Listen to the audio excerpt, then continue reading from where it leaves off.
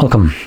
In front of me is a Nord CE2 Lite, and today I'll show you how you can boot this device into recovery mode. So to get started, you will want to hold your power key and volume up.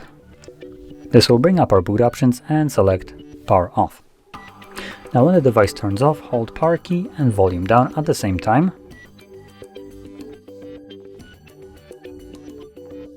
When you see the OnePlus logo, let go of the power key but keep holding volume down.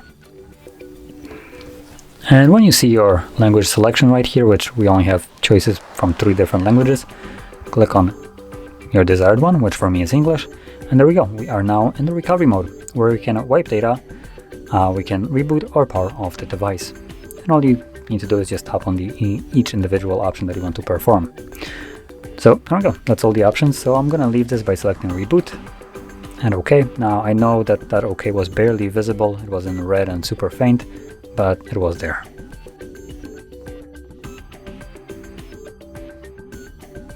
And as you can see, we are now back in Android. So if you found this video helpful, don't forget to hit like, subscribe, and thanks for watching.